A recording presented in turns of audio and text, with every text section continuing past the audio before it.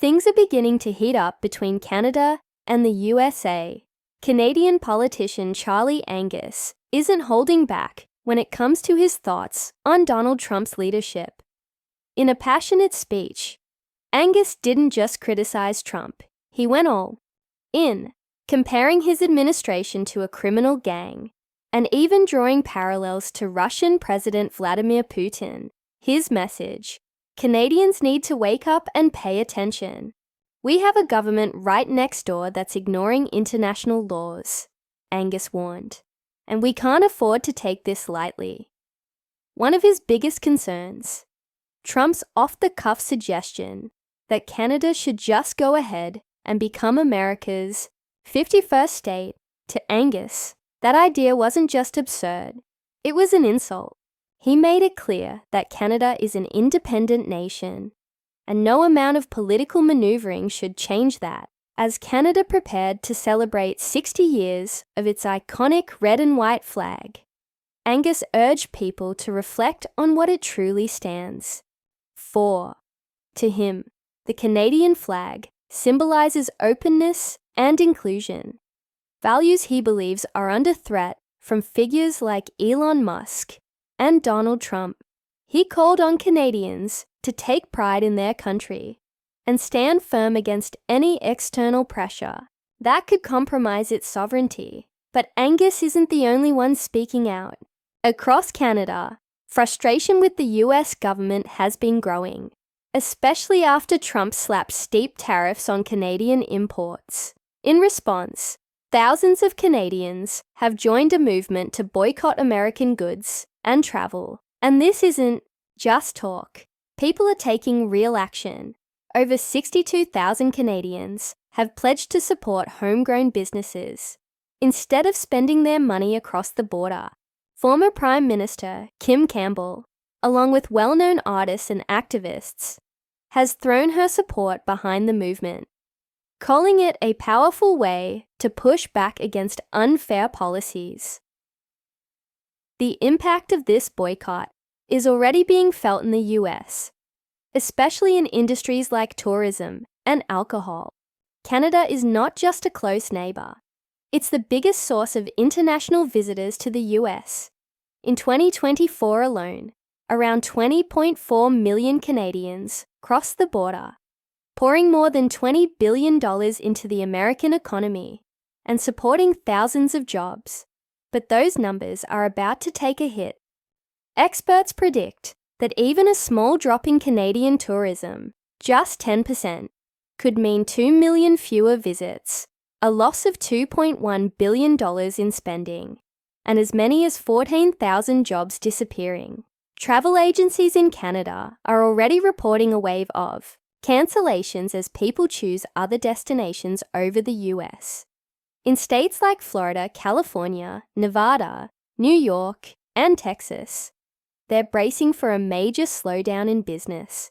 Fewer Canadian visitors mean less money spent on hotels, restaurants, and shopping, a reality that could leave a noticeable dent in local economies. In a bold move, several Canadian provinces have quietly pulled American-made alcoholic drinks from their stores. But not just any US brands, specifically those from states led by Republican governors, the same states that backed the controversial tariffs on Canadian goods. This isn't just about making a statement, it's about hitting where it hurts by cutting off American alcohol sales. Canada isn't just reducing immediate profits for US businesses. It's also making sure that brands from these states lose their foothold in the Canadian market, potentially for years to come. One of the biggest targets, Texas and Kentucky.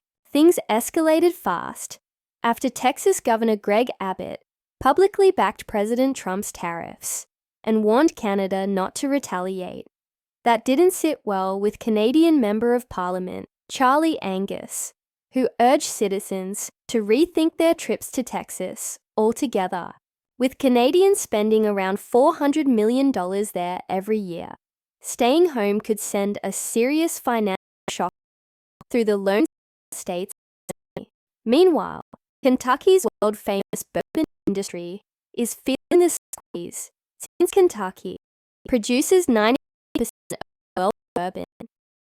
Canadian isn't just a mindset, it's a direct hit. Even Prime Minister Justin Trudeau chimed in, encouraging Canadians to swap the Union for homegrown Canadian rye whiskey instead. The American distilling industry is about this one bit.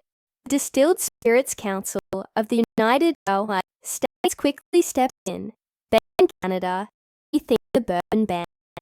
They argued that bourbon is a unique American product and should get caught in the crossfire of a political trade war. But so far, Canada isn't budging. And if all that weren't enough, Donald Trump himself has been stirring the pot. Since December 2024, he's been making some pretty wild claims about Canada, which have left many Canadians shaking their heads in disbelief. It all started at a Mar-a-Lago meeting when, fresh off his presidential victory, Trump casually suggested that Canada should just go ahead and become America's 51st state. But he didn't stop there. In what sounded more like a real estate pitch than a political proposal, he called Trudeau Governor Justin Trudeau of the great state of Canada and insisted that statehood would be a win-win for both sides. Then came an even more bizarre suggestion. Why not split Canada into two states, one liberal and one conservative? According to Trump, that would solve the problem of political divisions up north. As December rolled on, so did the jabs. Trump kept calling Trudeau governor, implying that Canada was already halfway to becoming part of the US. He even claimed that if Canada joined the Union, taxes would drop, businesses would thrive, and security would improve. And then, on Christmas Day, he threw out a name no one expected: Wayne Gretzky. Trump suggested that the hockey legend should run for Prime Minister, confidently stating that Gretzky would win easily. By early January, things took an even sharper turn. At a press conference, Trump assured reporters that military action wasn't on the table for bringing Canada into the US, but economic pressure. That was fair game. His plan: squeeze Canada with trade restrictions until it sees the benefits of merging with the United States. And just when Canadians thought they'd heard it all, Fox News host Jesse Waters chimed in with his own hot take. Canada should be honoured to be taken over by the US. Canada's leaders didn't waste a second shutting down Trump's latest idea when talk of annexation started making headlines. Prime Minister Justin Trudeau didn't sugarcoat his response. Not a snowball's chance in hell, he said, making it crystal clear that Canada wasn't about to become part of the United States. Conservative leader Pierre P. doubled down, reminding everyone that Canada will never be the 51st state. We are a proud, independent nation. Meanwhile, Jagmeet Singh, leader of the New Democratic Party, didn't hold back either. "Cut the crap, Donald," he said. "No Canadian wants to join you." And just when it seemed like tensions between the two countries couldn't get any higher, Trump took things to the next level. At the end of January, he announced a massive 25% tariff on all goods coming from Canada and Mexico. His reasoning: he claimed it was to curb illegal immigration and stop fentanyl from coming into the US. But to Canadians, it felt like pure economic pressure. And just in case that wasn't enough, Trump also hinted that more tariffs could be coming, this time on oil, gas, steel, and aluminum. By February 1st, it was official. Trump signed an executive order putting the tariffs in place. Canada's response? A wave of patriotic energy swept the country. Flags were flying everywhere. Canadian businesses saw a spike in flag sales as people proudly displayed their national identity in defiance of US pressure. Trudeau even suggested that all this talk of annexation wasn't just political posturing. He hinted that Trump's real goal might have more to do with Canada's natural resources than anything else. But before we go any further, let's take a quick moment. If you've been enjoying this deep dive, we'd really appreciate it if you hit that like button. It helps more people see this video. And if you have thoughts on what's going down between Canada and the US, drop a comment below. We'd love to hear your take. Alright, let's get back to it. Why is Trump so focused on Canada? It all comes down to resources. The US has always relied heavily on Canada for its natural wealth, but Trump's recent comments have raised new questions about just how far that reliance goes. For years, Canada has been one of the world's biggest oil suppliers, ranking as the fourth largest producer. In 2023, every single day, Canada pumps out about 4.6 million barrels of oil, and nearly all of it, 97%, heads straight to the US. Alberta's oil sands lead the charge, making up 87% of Canada's total oil exports. The relationship between Canadian crude and US refineries runs deep, especially in key regions like the Midwest, Gulf Coast, and West Coast. In 2023 alone, Canada's crude oil exports pulled in about $124 billion, making it one of the country's biggest economic drivers. But oil isn't the only resource that makes Canada invaluable to the US. Natural gas plays a massive role too. Canada ranks as the world's fifth largest producer, pumping out about 17.9 billion cubic feet per day. Most of that production happens in Alberta and British Columbia, and just like oil, most of it flows straight to the US through a vast. Canada's network of pipelines isn't just America's northern neighbor. It's one of the world's most resource-rich countries. And when it comes to supplying the US with raw materials, few countries come close to Canada's impact. Take energy, for example. In 2023 alone, Canada's natural gas exports brought in a staggering $13 billion, cementing its place as one of the most critical energy suppliers on the planet. But that's just the beginning. Beyond oil and gas, Canada is a powerhouse in the global mining industry. Nickel, a metal essential for producing lithium-ion batteries, is a prime example. In 2022, Canada produced an impressive 159. Japan also scooped up significant portions. With the rise of electric vehicles and renewable energy storage, nickel demand is only growing, and Canada is right at the center of it. Then there's aluminum. Canada isn't just a player in the market. It's one of the biggest producers on the planet. In 2022, Canadian aluminum production hit 3 million metric tons, making the country the fourth largest producer globally. Thanks to its use of hydroelectric power, Canada's aluminum industry has a lower carbon footprint than most competitors, making it an even more attractive option for buyers. By 2024, the sector had ballooned to a value of $16.5 billion. Canada also covers gold. In 2022, the country ranked fifth worldwide, pulling 25.8 tons of gold out of the ground. The bulk of those exports, worth a whopping $14.7 billion, ended up in the United Kingdom, Switzerland, and the US.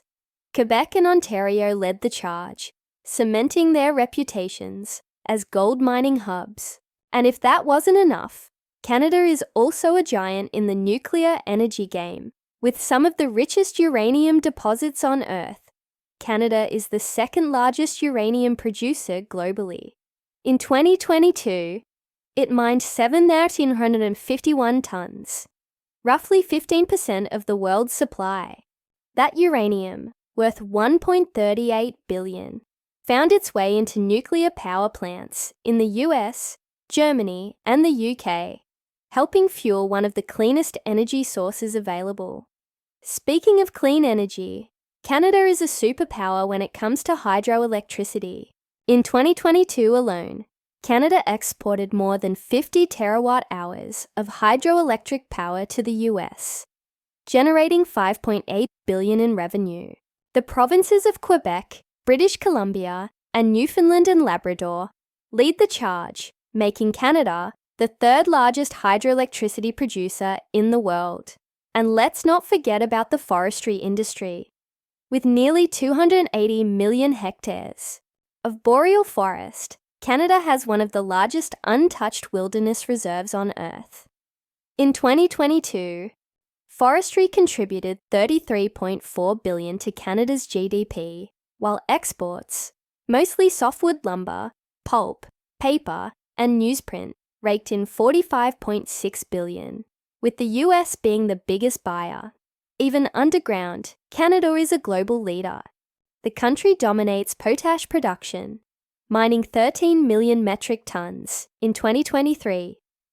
The industry's total value was a staggering $16.8 billion, and with exports worth $11.7 billion heading to markets like Belgium and the US, Canada's control over this essential agricultural resource remains unrivaled.